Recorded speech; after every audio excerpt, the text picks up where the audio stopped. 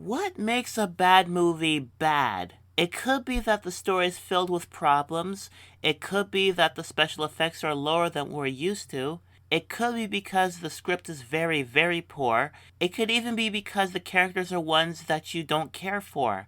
The worst of these movies have all these points and then some. Some bad movies are bad because they are at least mediocre, meaning that it's not the movie that people wanted it to be, and it just becomes a letdown. Not terrible, just not the thing that we were hoping for. But a lot of bad movies are mostly watched because of how bad they are. Most of us watch bad movies because we want to laugh at how they are displayed. Movies like The Room, Cool as Ice, Battlefield Earth, Catwoman, Cats, all considered so bad it's good movies. They are still talked about because of the lines, the characters, and the way they're shot. These types of movies are ripe for riffing and to laugh at. These films are somewhat more memorable than movies with higher qualities. But there is no such thing as a bad movie that has no shining moments. Movies like The Room and Battlefield Earth are movies people endlessly quote to this day, not because of how these lines are memorable, but because of how they are said. Now, those are memorable for the wrong reasons. But what happens when there is a movie that is memorably bad, but there are layers to it? What happens if one looks closer and sees there's more to it than they thought? And with that, we should look at what is considered one of the worst superhero movies of all time, if not the worst movie of all time.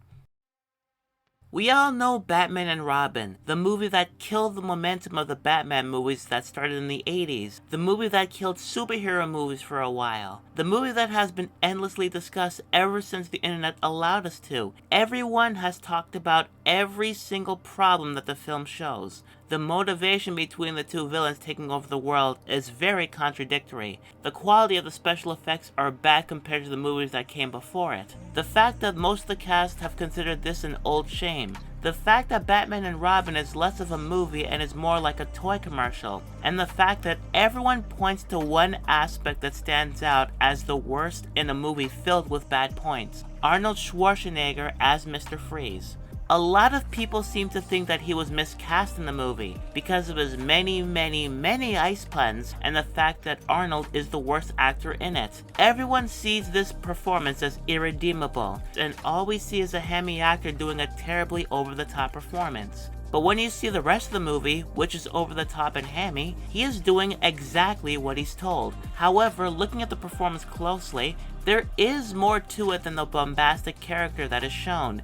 And it's a point that not many people talk about. Behind this hammy exterior is someone who is suffering greatly. When we see Mr. Freeze away from the action, we see that he has a reason for why he's doing these crimes. He wants to save his dying wife from an incurable disease, and it's taking a little bit longer than expected. You get the feeling that he doesn't want to do these things, but he has to in order to save who he loves. He's unwillingly been turned into a villain due to situations out of his control. He watches whole movies featuring his wife because they remind him of better times. In fact, this scene does remind me of the scene in the '89 Batman movie where Bruce puts flowers where his parents were murdered. Neither of them show any emotions. Words are very few, but you can still feel the pain that both of them are going through. In Bruce Wayne's situation, it shows that he is a broken ace. However, in Arnold's character, he is playing it like a sad clown.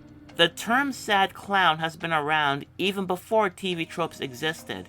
In short terms, when a person is well known for the comedic aspects whether the situation calls for it, their mere presence in a situation helps lighten the mood. However, beneath that sense of humor is something a little more tragic, something like depression, hopelessness, self-hatred, and possible thoughts of suicide. But they hide it with their sense of humor so no one will know how they feel. This is not only something that TV and movies delve into, but there are people in real life who are like this, especially comedians. They can be extremely successful at what they do, but most of them do have self-loathing issues. They can use their jokes to keep people away from their problems for a while, but no one can help them unless they get help. This includes crime scene cleanup crews, class clowns, and school bullies, and even people who make comedic videos on the internet.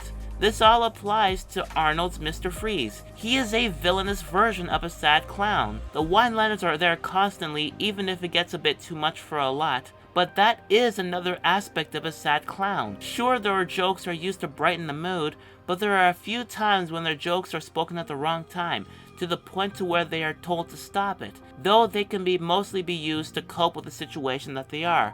Mr. Freeze actually does this as well. He's using jokes to cope with what he has to do in order to save his wife. And Arnold plays that sad clown aspect well, even if one might disagree and say that Mr. Freeze in the animated series was a lot better written and performed, which I will agree with. The Mr. Freeze in the animated show is more of a tragic villain. No wise puns, no sense of humor, just a plan to get his wife back. And with this sad clown aspect, you can see why Bruce Wayne saved his wife when Poison Ivy supposedly killed her. He knows the feeling of loss, and he doesn't want anyone to go through the death of a loved one, as you can see with his scenes in the movie with Alfred.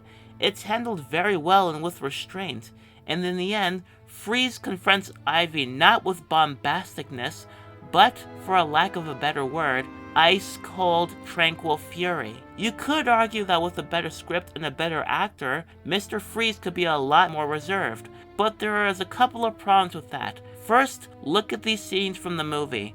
A darker version of Mr. Freeze would make him stand out like a sore thumb, since it's a campy movie akin to the Adam West Batman show. And another problem is that some could argue that if Arnold toned it down a bit and played it a little bit more serious, then he would be okay in the role. But Arnold has already done a serious role as a villain, so if he did that, people would pretty much complain about the fact that he's the Terminator in a different costume. Maybe I could be looking into this aspect of this character a little too much, but when people keep saying that Arnold is either so bad he's good, or he's just plain bad, I want to see why he's so bad. Is it his best work? No. Is it over the top? Yes. But it fits the tone of the rest of the movie, if not the rest of the cast. And people never really looked into anything more than a hammy actor doing hammy material with not great writing. But with this sad clown aspect to him, it shows that there is more to this interpretation than just being plain bad. Thank you for watching this video. Do you like what you see? Like this video so it can go around to other people, or sub if you want to. If you have a suggestion for a topic, please leave a comment in the section and I will look into it. Thank you for watching.